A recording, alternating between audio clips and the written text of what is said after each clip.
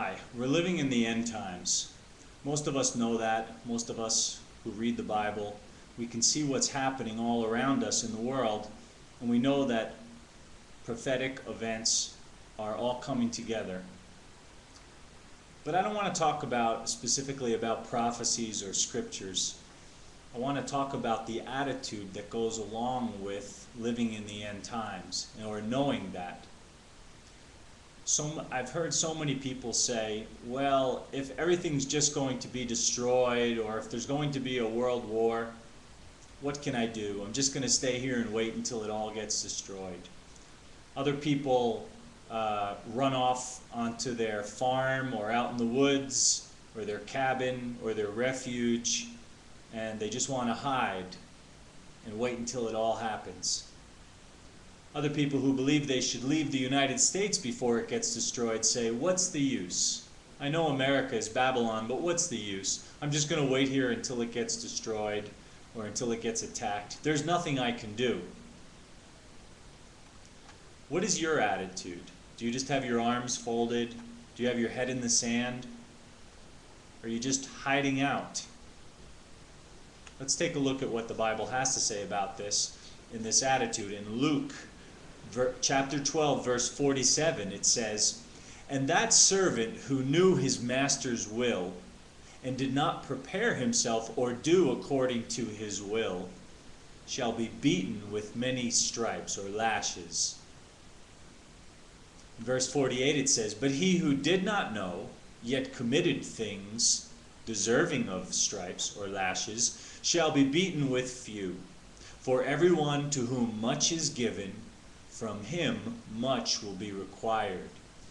And to whom much has been committed, of him they will ask the more." In verse 49, Yahshua says, "I came to send fire on the earth, and how I wish it were already kindled." What does that mean to you? That he wants to burn us up?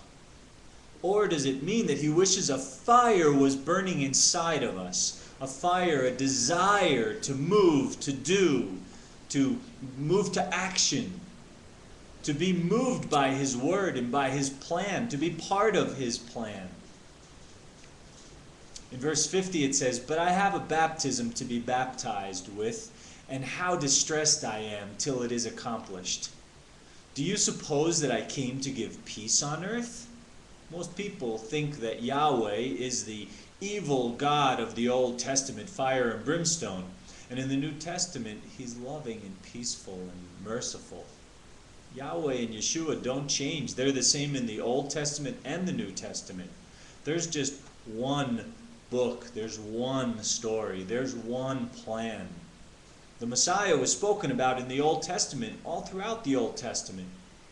He couldn't believe that people didn't recognize who he was when he finally came. He's spoken of so much in the Old Testament.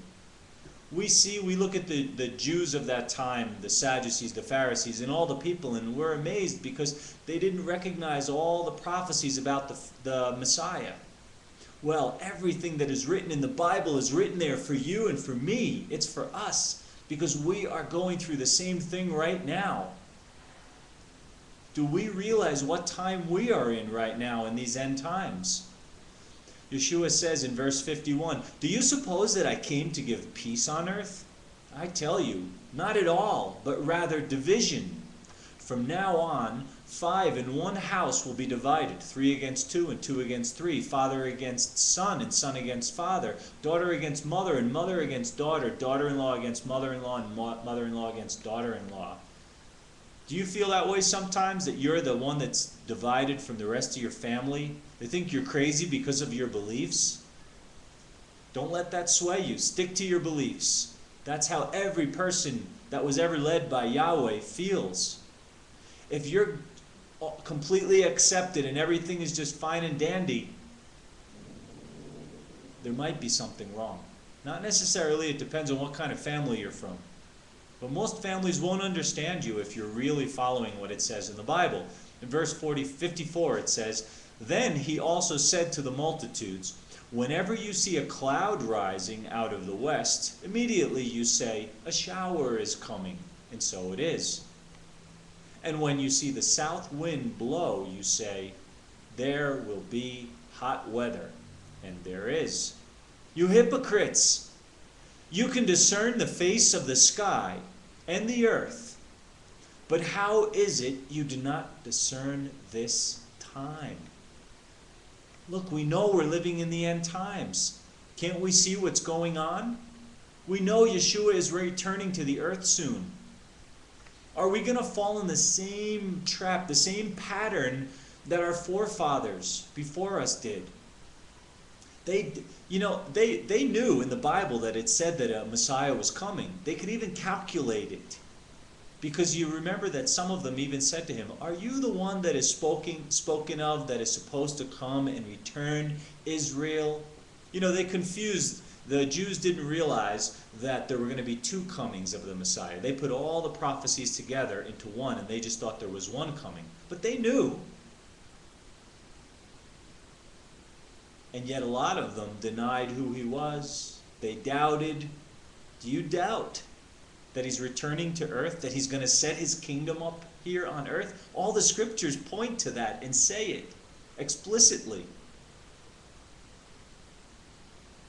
Are you sticking your head in the sand? Are you running away? Are you going to be dealt many lashes? Because you know a lot. You know what the Bible says. And that servant who knew his master's will and did not prepare himself or do according to his will shall be beaten with many stripes or many lashes. We know what his will is. I'm not saying you have to go out on the street corner and preach at the top of your lungs and read the Bible to the public. Some people do that. And I think that's great if they do it. But are you doing something, or are you running and hiding your talent in the sand? Because you know what that parable says too. If you hide your talent in the sand, you don't do anything with it, it's going to be taken away from you and you're going to be thrown to outer darkness. What are we doing with what we know, with what we have? We've been given so much. Look at the world. We know the end is coming, the end of this society, not the end of the world just yet. Yahshua is coming to establish his kingdom here on earth. How are we preparing for that? What are we saying to other people? What are we sharing with them? The least we can do is take our tithe money and buy Bibles, at least the word of Yahshua and Yahweh, and give them out to people who don't have Bibles. Give clothing to people who don't have clothing, shoes to people who don't have shoes, food to people that are hungry, something. So that when he comes, he doesn't say to us, he says, many will come to me in those days and say, Lord, Lord, Master, Master, we did this in your name. And he'll say, get away, I don't even know you. Do we want Yahshua to say to us, I don't even know you? No, not at all. So let's take the gift that we've been given us, the knowledge that we have, and act on it and not hide and run out to a refuge or a house in the woods or out into the desert. Let's go where we can share this with him. Let's definitely come out of Babylon. Spiritually come out of Babylon, the system.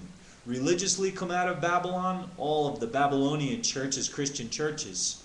Study, have a direct relationship with Yahweh and Yahshua.